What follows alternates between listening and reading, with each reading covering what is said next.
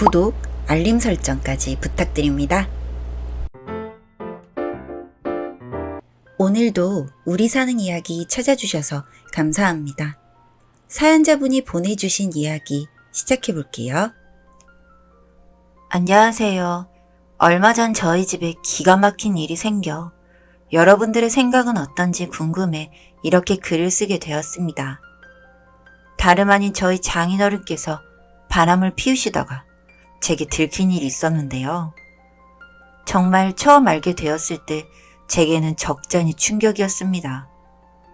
아내와 결혼을 결심하게 된 계기가 너무나 사이좋게 지내시는 처가 어르신들의 모습을 지켜보면서 이런 화목한 가정에서 자란 사람이라면 참 바르고 고운 사람이겠다라는 생각이 들어 아내와의 결혼을 결정적으로 결심하게 되었거든요.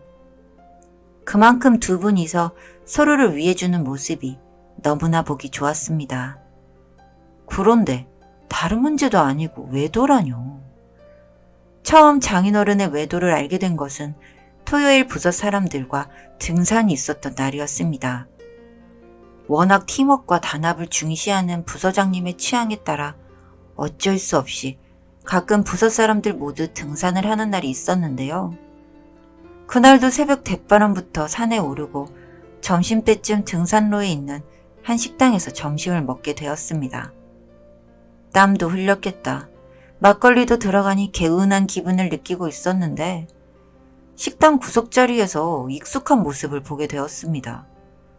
장인어른께서는 항상 입고 다니시던 바람막이 등산복 같은 게 있는데 그게 눈에 보여 자세히 들여다보니 장인어른이 계셨습니다. 혼자는 아니셨고 앞자리에 앉은 여자분이 장모님인가 싶어서 얼른 달려가 인사를 드렸습니다. 장인어른 뒤에서 제가 아버님이라고 부르고 장인어른께서 고개를 돌려 저와 눈을 마주치시는 순간 몹시 당황해하시며 의자에 걸쳐두었던 외투를 맞은편에 앉은 여자분께 던지더군요.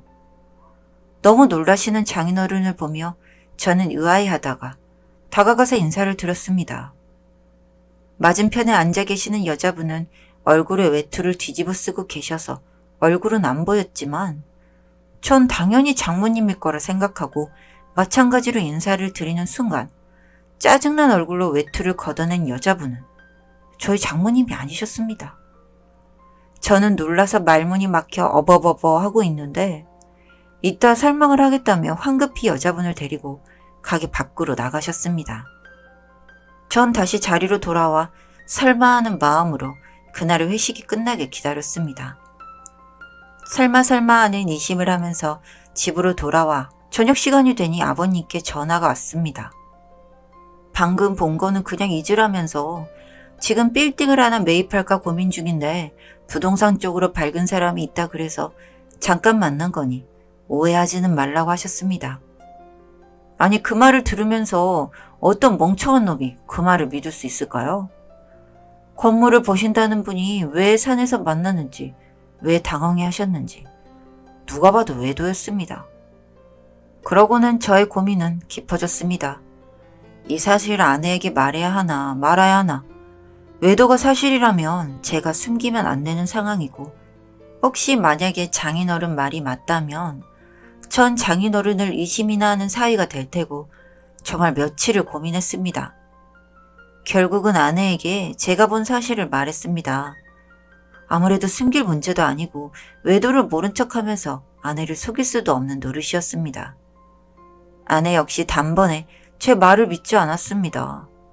평소 워낙 금술이 좋았던 분이었기에 아내도 쉽사리 받아들이질 못했습니다. 결국 아내와 저는 확실하지도 않은 일이고 괜히 집안에 풍파를 만들지 말자는 합의를 보았고 그때 그 일을 묻어두었습니다. 그리고 몇 달 뒤 저희 부부의 우려가 사실로 나타나게 된 사건이 생겼습니다. 평소처럼 퇴근을 하고 집으로 운전을 해서 가고 있는 와중에 아내에게서 전화가 왔습니다. 내용인즉 처갓집으로 전화가 한 통 왔었는데 장모님이 그 전화를 받았다고 합니다. 외인 여자에게 걸려온 전화였는데 장인어른의 아이를 임신했다고 이혼을 해달라고 했다고 합니다. 전화를 받으시고 장모님은 울고불고 집안의 물건 다 던지시면서 집이 뒤집어졌다는데 아내가 급하게 친정으로 간다는 전화였습니다. 설마 했는데 정말 외도였다니. 저도 집으로 가던 차를 돌려 처갓집으로 향했습니다. 집으로 들어가 보니 화분이며 TV며 다 깨져 있고 난리도 아니었습니다. 장인어른도 그 자리에 계셨는데 이야기를 들어보니 장인어른께서도 장모님께 이혼을 요구하고 계셨습니다. 아이가 생겼다는데 어쩌겠느냐. 내가 정말 사랑하는 사람이니 책임질 수 있게 해달라며 장모님께 빌고 계셨는데 정말 화목한 처가를 보며 존경했던 장인어른이 내가 알던 사람이 맞나 싶을 정도로 역겨웠습니다. 장모님께서는 누구 좋으라고 절대 이혼은 안 된다고 하셨고 그 여자아이가 네 아이가 맞냐고 그 여자 몸 함부로 굴려먹는 여자가 아니냐며 고래고래 소리를 치셨습니다. 장인어른께서는 그 여자 욕하는 건 또 듣기 싫으셨는지 이내 간단한 옷가지 몇 개만 챙기시고는 집을 나가셨습니다. 폭풍 같은 2시간이 지나고 한동안 저희가 처갓집에 지내면서 장모님을 돌봐드리기로 했습니다. 장모님께서는 절대 그 아이가 그의 아이가 아니다라며 꽃뱀 같은 거에 물리신 거라고 말씀을 하시는데 정말 이런 상황 속에서도 이혼은 생각하지 않는 모습이 의아했습니다. 오히려 저와 아내가 이혼을 하라며 종용하고 있었습니다. 그러던 중에 장모님께서 충격적인 말씀을 하셨습니다. 장인어른이 씨가 없다는, 그래서 아이를 갖지 못한다고. 그러니까 절대 그 여자가 임신한 아이 아빠는 저희 장인어른이 될 수가 없다는 말씀을 하셨습니다. 그리고 장인어른께 전화를 걸어 장모님께서 이야기를 하셨습니다. 확실히 네 아이가 맞는지 검사를 해보라고. 그 말을 들으신 장인어른은 말도 안 되는 소리라며 친자 검사를 할 테니 만약 내 아이가 맞으면 그땐 이혼을 해달라고 했습니다. 그로부터 2주 뒤 검사 결과를 보고 저희는 경악을 했습니다. 정말 그 여자가 임신한 아이의 아빠는 저희 장인어른이 아니었고 그 결과를 본 장인어른은 검사를 받으니 정자수가 적고 움직임이 약해 사실상 불임이라는 결과를 들었습니다. 아버님은 물론이고 저와 제 아내도 충격을 받았습니다. 아버님이 불임이라면 아내는 장인어른의 자식이 아니라는 소리인데 이쯤 되니 저도 이제 더 이상 뭐가 어떻게 된 건지 분간이 되지 않았습니다. 결과를 받고 그 주 주말에 장인어른을 포함해 저희 식구들이 모두 자리에 모였습니다. 아버님께서는 노발대발하시며 당신은 내가 불임인 것은 어떻게 알았고 우리 딸은 어떻게 생기게 되었는지 따져 물으셨습니다. 아내 역시도 이제껏 장인어른과 장모님이 부모라는 사실을 한 번도 의심한 적이 없었는데 어떻게 된 건지 따져 물었습니다. 장모님께서는 착잡하게 말씀을 이어나가셨습니다. 결혼을 하고 4년이 지나도 아이가 들어서지 않자 용한 무당집을 찾아가셨다고 합니다. 그 당시 장모님의 시어머니께서는 아이가 생기지 않는 것에 대해 상당히 장모님께 구박을 하고 못살게 굴었다고 합니다.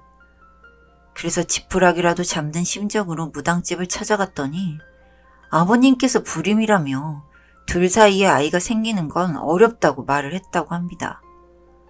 그래도 굴하지 않고 방법을 묻는 장모님께 무당은 둘 사이에는 아이가 생기지 않겠지만 내가 말하는 날짜에 나와 동침을 하면 아이가 생길 수 있다고 말했답니다.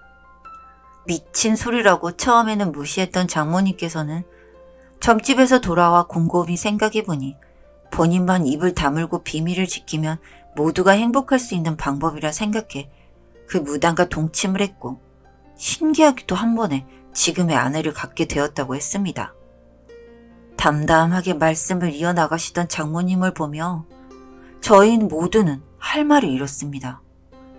장인어른은 장모님께서 본인을 30년 넘게 자신을 속였다는 배신감을, 아내는 누구인지도 모르는 무당이 자기 아빠라는 사실을 받아들여야 한다는 게, 저는 화목하기만 한 처가에 이런 어두운 비밀이 있었다는 사실에 모두 할 말을 잃었습니다. 장모님은 말씀을 끝내시면서 자기를 미친년이라고 욕해도 좋다. 하지만 당신은 나를 이해해줘야 한다. 아이를 못 가졌다고 받은 구박과 서러움을 어떻게 다 말로 할 수 있겠느냐. 평생 당신 집안을 위해서 헌신해온 날 두고 어떻게 바람을 피울 수가 있느냐며 따져 물으셨습니다. 장인 어른께서는 한동안 말씀을 못하시다가 이내 장모님을 안고 펑펑 우셨습니다. 그동안 나 때문에 얼마나 힘들었냐며 모두 다 내 잘못이고 용서만 해준다면 평생 봉사하며 살겠다며 두 분이서 서로 펑펑 우시는데 보고 있는 저희도 이내 눈물이 나오더군요. 정말 말도 안 되는 풍파를 겪은 우리 가족이지만 서로의 가장 아픈 구석까지 알게 된 지금 이전보다 더 끈끈한 가족이 되었습니다. 이런 가족을 여러분들은 이해하실 수 있으신가요? 사연은 여기까지였고요. 우리 사는 이야기 시청해주셔서 감사합니다.